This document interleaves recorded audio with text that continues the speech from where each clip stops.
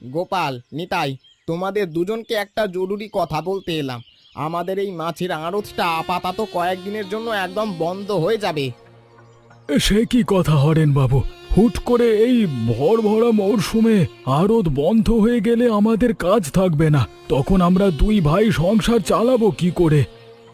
আমি তো ইচ্ছে করে বন্ধ করছি না গোপাল। এই আড়তটা তো একদম নদীর কিনারায়। এই বর্ষায় জোয়ারের তরে পাড় ভাঙতে শুরু করেছে। পাড় ভাঙছে বলে কি পুরো আড়তটাই বন্ধ করে দেবেন দাদা? আমাদের তো এই একটা মাত্র কাজের ভরসা। এটা চলে গেলে আমরা বড় বিপদে পড়ব। নদীর পাড় যেভাবে ভাঙছে তাতে আড়তটা যে কোনো সময় জলের টানে ভেঙে পড়তে পারে। তোমরা এখন থেকে অন্য কোথাও নিজেদের জন্য কাজ খুঁজে নাও। আমাদের বরাতে যে এমন অভাব আসবে তা তো ভাবিনি। নিতাই, এখন আমরা কি করব রে ভাই? কিভাবে আমাদের এই পুরো সংসারটা চলবে? আমিও তো কিছু ভেবে পাচ্ছি না দাদা। হাটের বাজারে নতুন কোনো কাজ চট করে পাওয়া কঠিন। আমাদের ঘরে তো জমানো কোনো টাকাও নেই।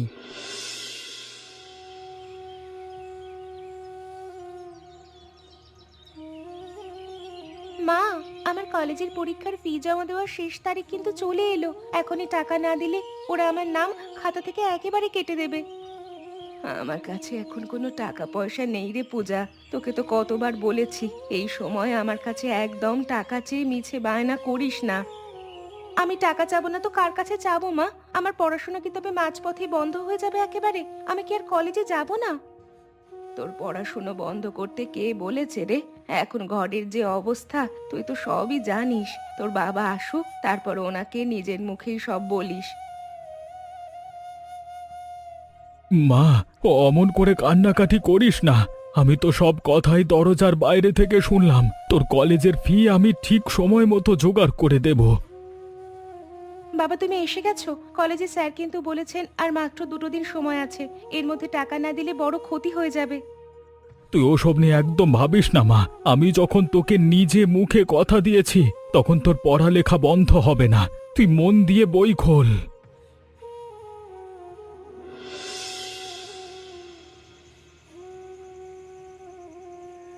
সরলা, এখন তোমার শরীরটা কেমন লাগছে? দুপুরের দিকে যে কবিরাজ মশাই এসে বড় বড় দুটো বড়ি দিয়ে গেলেন, ওতে কি চিলতে উপশম হলো না? অবস্থা ধীরে ধীরে আরো খারাপের দিকে যাচ্ছে গো। এখন আর এই গ্রামের ছোটখাটো ওষুধি চিকিৎসা দিয়ে কোনো কাজ হবে না। কষ্ট হচ্ছে। কবিরাজ তো বললেন তোমাকে বড় কোনো শহরের নামকরা হাসপাতালে নিয়ে গিয়ে ভালো করে পরীক্ষা করতে হবে, কিন্তু আমার তো এখন হাত একেবারে খালি। তুমি তো সকাল থেকে আড়তের কাজে ছিলে। হরেন বাবু কি তোমাদের এই মাসের খাটুনির পাওনা টাকাটা আর চটপট মিটিয়ে দিলেন না? পাওনা টাকা তো দূরের কথা সরলা, আজ থেকে আমাদের আড়তের কাজটাই একেবারে চলে গেল। নদী ভাঙনের জন্য আতরটাই এখন বন্ধ হয়ে গেছে। এই বিপদের দিনে কাজটাও চলে গেল। তাহলে আমার এই বড় চিকিৎসা এখন কিভাবে হবে? ডাক্তার দেখানোর টাকা আমরা কোত্থেকে জোগাড় করব গো? তুমি একদম মনে কষ্ট পেও না সরলা। আমি কাল সকাল থেকেই হাটের দিকে গিয়ে নতুন কাজ খোঁজার চেষ্টা করছি। কাজ পেলেই তোমায় শহরে নিয়ে যাব।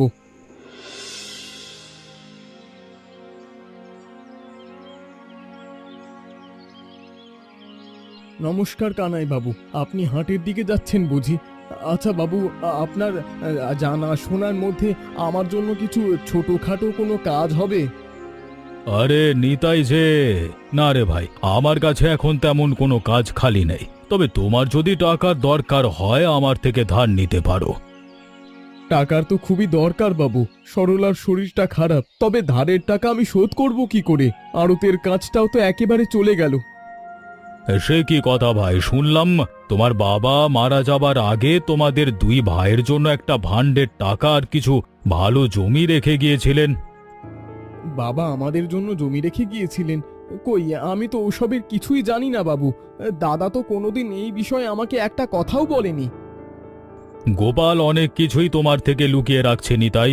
আমরা তো আগের মানুষ, সব জানি। ও নিজের আখের গোছাতে তোমায় কিচ্ছু জানতে দেয়নি ভাই।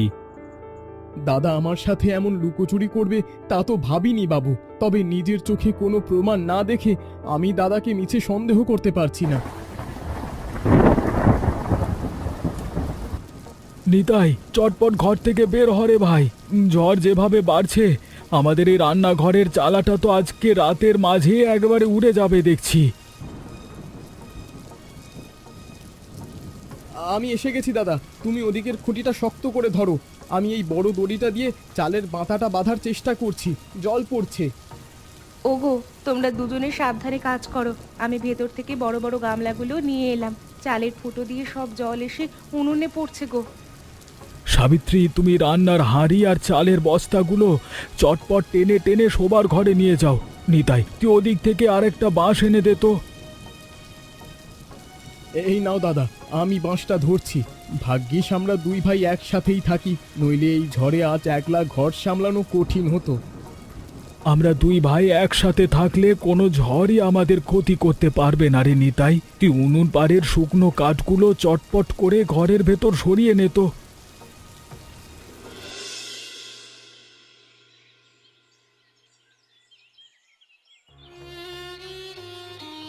দাদা, একটা জরুরি দরকার ছিল রে।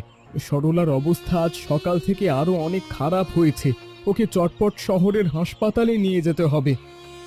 সে কি রে, বৌমার শরীর এত খারাপ হলো কি করে? কিন্তু নিতাই, আমার কাছে এখন কোনো টাকা থাকলে তোকে আমি আজকে অবশ্যই দিতাম রে ভাই। তোমার কাছে চিনতে টাকাও হবে না দাদা।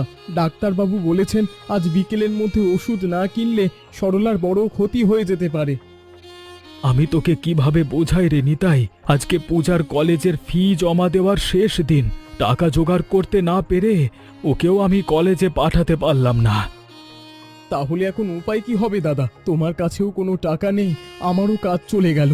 আমরা তো একেবারে চারিদিক থেকে বিপদে পড়ে গেলাম। তুই অমন করে ভেঙে পড়িস না নিতাই।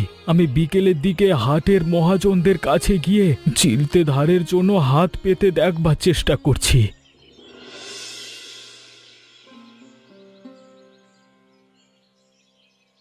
কি হে গোপাল, একা একা বসে আছো যে বড়? তোমাদের আড়তটা তো বন্ধ হয়ে গেল শুনলাম। এখন সংসার চালাচ্ছ কিভাবে ভাই? আর বলবেন না কানাই বাবু, বিপদে পড়ে গেছি। নিতাইয়ের বউটা বিছানায় ছটফট করছে, ওদিকে মেয়ের কলেজে টাকাটাও দিতে পাচ্ছি না। এই অভাবের দিনে এক কাজ করো না কেন গোপাল, তোমাদের বাড়ির পেছনে যে খালি জমিটুকু পড়ে আছে ওটা ভালো দামে বিক্রি করে দাও। বাপদাদার শেষ স্মৃতিটুকু বিক্রি করতে মন চাইছে না বাবু। এই জমিটুকু চলে গেলে আমাদের আর মাথা গোঁজবার কোনো সম্বল থাকবে না। আমি তো তোমাদের মঙ্গলের জন্যই বলছি গোপাল, জমি বিক্রি করে সাময়িকভাবে অনেক বড় উপকার হবে। বৌমার চিকিৎসা হবে, মেয়ের পড়ালেখাও চলবে। আপনার কথা ফেলে দেওয়ার মতো নয় কানাই বাবু, বিপদ তো চারিদিক থেকে ঘিরে ধরছে। আমি বাড়ি গিয়ে নিতাইয়ের সাথে একটু ভেবে জানাই।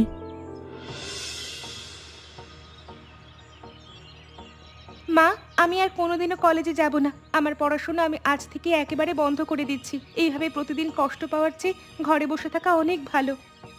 তুই এমন পাগলের মতো কথা বলিস না মা। তোর বাবা তো টাকার জন্য দিনরাত এক করে মানুষের দাঁড়ে দাঁড়ে ঘুরছে। তুই একটু ধৈর্য ধর। কত ধৈর্য ধরবো মা? বান্ধবীরা সবাই ফি জমা দিয়ে দিল, আর আমি টাকার জন্য রোজ স্যারেদের কাছে মাথা নিচু করে দাঁড়িয়ে থাকি। আমার লজ্জা করে। ঘরের এই অভাব তো তুই নিজের চোখেই দেখছিস রে পূজা। আমাদের হাত এখন একেবারে খালি। তোর বাবার মনটা তুই এভাবে কেঁদে আর ভেঙে দিস না মা। আমি তো কোনো বিলাসিতা চাচ্ছি না মা, শুধু পড়াশোনা করতে চাচ্ছি। কপালে যদি বিদ্যা না থাকে তবে এই দুঃখের সংসারে আমার চেয়ে বড় অভাগী আর কেউ নেই। তুই শান্ত হ মা, একটু ভগবানকে ডাক। মানুষের দিন তো সবসময় একরকম যায় না। দেখিস, আমাদের এই অন্ধকার দিনও একদিন ঠিক কেটে যাবে। শান্তি কাকিমা, এই রোদ্দুরের মধ্যে তুমি ডোবার চিলতে জলের মধ্যে একা একা কি করছো গো? বালতির ভেতর ওগুলো কি মাছ নড়াচড়া করছে? এই তো পূজা, ডোবার পাশে দাঁড়িয়ে অনেকগুলো পুঁটি মাছ ধরলাম রে। সেই কত বছর আগে এই মাছের চপ খেয়েছিলাম, আজ বানাতে ইচ্ছে হলো। পুঁটি মাছের চপ? এই ছোট ছোট পুঁটি মাছ দিয়ে আবার চপ বানানো যায় নাকি কাকিমা? আমি তো কোনোদিন এই চপের কথা শুনিনি। লোকজনে কি এটা খায়? অনেকেই এই চপ চেনে না রে পূজা, কিন্তু এটা খেতে খুব সুস্বাদু হয়। পুঁটি মাছের সাথে মশলাপাতি মিশিয়ে ভাজলে চমৎকার লাগে খেতে। আমাদের ঘরে তো পুঁটি মাছের কোনো অভাব নেই কাকিমা, ডোবা নালায় প্রচুর আছে। কিন্তু এই চপ কিভাবে বানাতে হয় আমি তো একটুও জানি না। তুই ওসব নিয়ে একদম চিন্তা করিস না মা। আমি তোকে এই চপের পুরো রেসিপি খুব ভালো করে শিখিয়ে দেব। তুই একদিন আমাদের বাড়িতে চলে আসিস। বাবা, কাকু, তোমরা দুজনে এই অভাবের দিনে আর মিছে মন খারাপ করে বসে থেকো না। আমি তোমাদের জন্য একটা উপায়ের কথা ভাবছি। তুই আবার কি উপায়ের কথা বলছিস রে মা? আমাদের তো আড়তের কাজটাই চলে গেল। এখন মাথা গোঁজবার জমিটুকু বাঁচানোই আমাদের কাছে সবচেয়ে বড় দায়। আমাদের ডোবায় তো প্রচুর পুঁটি মাছ আছে বাবা। আমরা যদি সেই পুঁটি মাছ ধরে বাজারে মচমচে চপ বানিয়ে বিক্রি করি তবে কিন্তু ভালো হতো। পুঁটি মাছের চপ? সব ছোট মাছের চপ বাজারে আবার কে খাবে রে মা? লোকজন এসব কথা শুনলে হাসাহাসি করবে, উল্টে আমাদের আরো অনেক লোকসান হবে। তোমরা একবার আমার কথাটা বিশ্বাস করো কাকু, শান্তি কাকিমা এই চপ ভালো বানাতে পারে। আমি ওনার থেকে রেসিপি একদম নিজের মাথায় গেঁথে নিয়ে আসবো। নিতাই ঠিকই বলেছে রে পূজা। এই চপ আমাদের গায়ের হাটে আদেও কেউ কিনবে বলে তো মনে হয় না। এই বিপদের দিনে ফালতু খরচ করবার মতো পয়সা তো নেই। তোমরা একটাবার অন্তত চেষ্টা করে দেখো না বাবা। আমি তোমার কাছে হাত জোর করে বলছি, ভালো না হলে আর কোনোদিনও আমি তোমাদের কিচ্ছু বলবো না।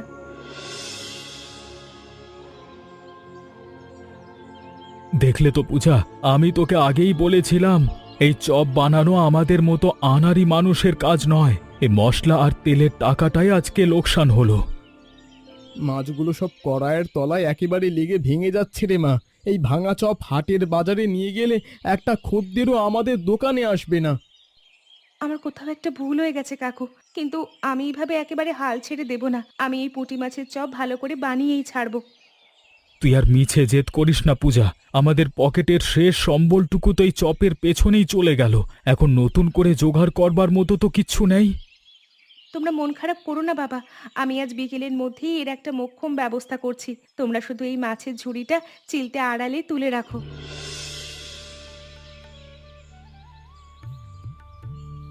কাকিমা, এই চপটা দেখতে তো চমৎকার হয়েছে গো। আমি একটা মুখে দিয়ে দেখি। বাহ, এটা খেতে তো সত্যিই মুচমুচে আর সুস্বাদু হয়েছে। হ্যাঁ শান্তি, তুমি একদম ঠিক কথাই বলেছ। পুঁটি মাছের যে এমন স্বাদ হতে পারে তা তো আগে কোনোদিন ভাবিনি। এই চপ হাটে নিয়ে গেলে ভালোই হবে। আমি তো তোদের আগেই বলেছিলাম রে সাবিত্রী, এই চপের ওপরে মশলাটা সাবধানে ছড়িয়ে দিলে খদ্দেররা এর গন্ধেই দোকানের দিকে ছুটে আসবে। মা, তুমি চটপট এই চপগুলো বড় থালায় তুলে রাখো দেখি। বাবা আর কাকু হাট থেকে ফিরলেই ওনাদের আগে এই গরম গরম চপ একটা খাইয়ে দেখতে হবে। তোর বাবা তো হাটের মোড়ে কাজের খোঁজে গেছে রে পূজা। তুই চপগুলো কাপড়ে ঢেকে রাখ, ওনারা এলেই আমরা সবাই মিলে একসাথে খেতে বসবো।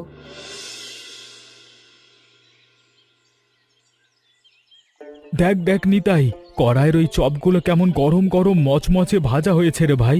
হাটের মানুষজন তো আমাদের এই নতুন দোকানে বেশ ভালোই লাইন লাগিয়েছে। আমার তো দেখে আনন্দ হচ্ছে। হ্যাঁ দাদা, বিক্রি তো প্রথম দিনেই চমৎকার হচ্ছে। আমাদের পূজার ওই পুঁটি মাছের চপের বুদ্ধিটা কিন্তু ওই চরম অভাবের দিনে আমাদের ভাঙা সংসারে দারুণ উপকারে লেগে গেল রে। চারিদিকের মানুষজন কেমন লাইন ধরে দাঁড়িয়ে আছে দেখ।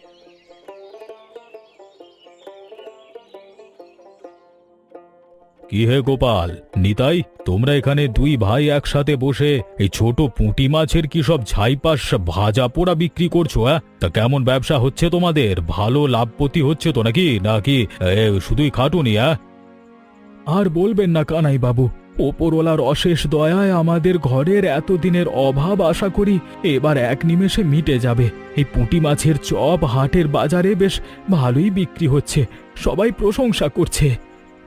তা তো চোখের সামনে দেখতে পাচ্ছি ভাই। তবে বাবু, এই সামান্য পুঁটি মাছের ছোটখাটো চপ বিক্রি করে প্রতিদিন আর ক টাকাই বা লাভ হবে? তার চেয়ে পেছনে জমিটা আমার কাছে বিক্রি করলেই বেশি ভালো করতে। না কানাই বাবু, আমাদের আর সেই বাপ দাদার শেষ জমিটুকু বিক্রি করার কোনো দরকার হবে না। আমরা দুই ভাই মিলে দিনরাত খেটে এই চপ বিক্রি করেই আমাদের ঘরের সমস্ত অভাব দূর করে ফেলবো। আপনি নিজের চোখে দেখেন। পূজামা, আজকে হাটের এই পথে এত মানুষজন চারিদিকে ঘুরছে, অথচ আমাদের এই চপের দোকানের সামনে একটা খদ্দেরও কেন এসে দাঁড়াচ্ছে না? সকাল থেকে মন খারাপ লাগছে, বিক্রি বাটা একদম বন্ধ।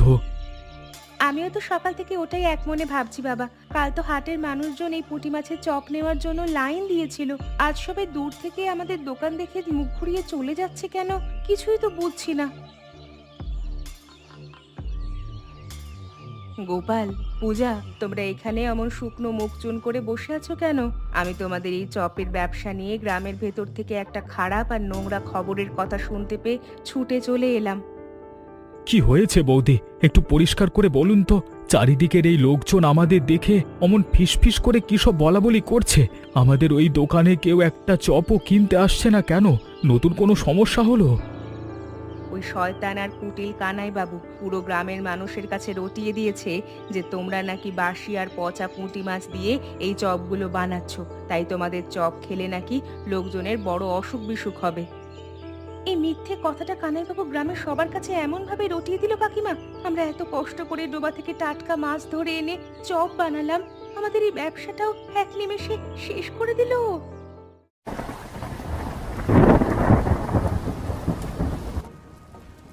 নিতাই, দেখ দেখ, বাইরের এই বন্যার নোংরা জল কিভাবে হু হু করে আমাদের উঠানে বাড়ছে রে ভাই। গ্রামের কত মানুষের ঘরবাড়ি এক্কেবারে ডুবে গেল। সবাই ওই দূরের আশ্রয় কেন্দ্রে গিয়ে কষ্ট করে আশ্রয় নিয়েছে রে। হ্যাঁ দাদা, খারাপ অবস্থা চারিদিকের মানুষের। ওখানকার আশ্রয় নেওয়ার মানুষজনের তো এখন এই চরম দুর্যোগে খাবারের কষ্ট হবে। এই বিপদের দিনে ওদের পাশে আমাদের দুই ভাইয়ের চটপট দাঁড়ানো দরকার রে। তুই একদম নিজের ভাইয়ের মতো খাঁটি আর সত্যি কথাই বলেছিস নিতাই। আমাদের ঘরের ডোবায় এখনো প্রচুর টাটকা পুঁটি মাছ রয়ে গেছে। আমরা দুই ভাই মিলে চটপট অনেকগুলো চপ বানিয়ে ওদের জন্য নিয়ে যাই না কেন? খুব ভালো হবে দাদা, তুই একদম ঠিক কথা ভেবেছিস। আমরা দুজনে আজ সারা রাত জেগে মচমচে চপ ভেজে সকালে ওই আশ্রয় কেন্দ্রে নিয়ে যাব। ওই দুর্যোগের গ্রামের গরিব মানুষগুলোর মুখে অন্তত চিলতে ভালো খাবার তো জুটবে। তাহলে আর মিছে দেরি করিস না ভাই, রাত কিন্তু হয়ে যাচ্ছে। তুই উনুন পাড়ে গিয়ে তেল আর বড় কড়াইটায় চটপট রেডি কর। আমি মাছের বড় ঝুড়িটা নিয়ে ধীর পায়ে এখনই তোকে সাহায্য করতে আসছি।